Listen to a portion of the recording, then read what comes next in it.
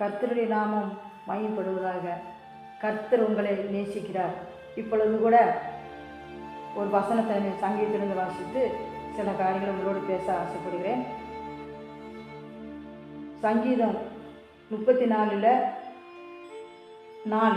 நான் கர்த்தரை தேடினேன், அவர் எனக்கு செவி கொடுத்து என்னுடைய எல்லா பயத்துக்கும் என்னை நீங்களாக்கி விட்டார். கர்த்தருடைய பரிசுத்த நாமம் மகிமைப்படுவதாக. இப்படியாக தேவனை தேடுகிற நமக்கு நிச்சயமாக எல்லா பயத்துக்கும் எல்லா திகிலுக்கும் எல்லா காரியங்களுக்கும் நம்ம விலக்கி காக்க அவர் வல்லவராக இருக்கிறார். நிச்சயமாக அவரை தேடும்போது, நிச்சயமாக உண்மையாக அவரை தேடும்போது, உண்மையாக அவருடைய பாதத்தை நம்ம காத்திருக்கும் போது கர்த்தர் நமக்கு செவி கொடுக்கிறார். நம்முடைய எல்லா பயத்தையும் நீக்கி விடுவார்.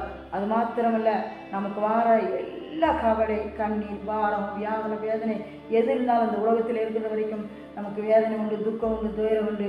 ஆனாலும் கர்த்தர் அந்தந்த நிமிஷத்திலே நம்மளை விலக்கி காக்க அவர் வல்லவராக இருக்கிறார். அவரை தேடும்போது, உண்மையாக அவரை தேடும்போது நம்மளை நிச்சயமாக அவர் காப்பார்.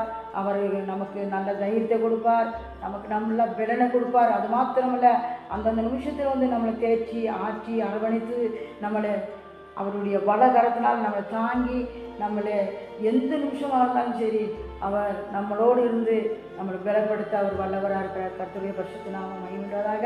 இப்படியாக நம்ம இந்த வேதத்தை நம்ம படிக்கும்போது எத்தனையோ காரியங்களை நம்ம படித்து அவருடைய வசனத்தை நம்ம கேட்டிருக்கிறோம், படித்திருக்கிறோம்.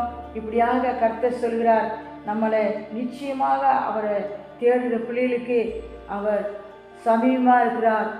அவர் நமக்கு சமயத்துக்கும் தூரத்துக்கும் தேவனாக இருக்கிறார். ஆனபடினாலே நம்ம கவலைப்பட வேண்டிய அவசியம் இல்லை, நம்ம துக்கப்பட வேண்டிய அவசியம் இல்லை. ஏனென்று சொன்னால், இந்த உலகத்தில் இருக்கும்போது நமக்கு சில துக்கங்கள், வேதனைகள் எல்லாம் வரும், பாடுகள் வரும், கவலை வரும். ஆனாலும் எத்தனையோ பேர் நம்மளை தேற்றுவாங்க, எல்லா மக்களும் நம்மளை கனப்படுத்துவாங்க, நம்மளை ஆறுதல்படுத்துவாங்க. ஆனாலும் நம்மளை தேற்றுறதுக்கு ஒரே தேவன். நம்ம அவங்க சொல்கிற அந்த ஆற்றுதலுக்கும் அந்த தேற்றுதலுக்கும் நம்ம மறந்து விடுவோம். ஆனால் தேவனை தேற்றும் போது, தேவன் நம்மளை ஆற்றும் போது, தேவன் நம்மளை பலப்படுத்தும் போது நிச்சயமாக அந்த தேற்றுதலும் அந்த ஆற்றுதலும் அது ஒரு பெரிய ஒரு வித்தியாசமாக இருக்கும்.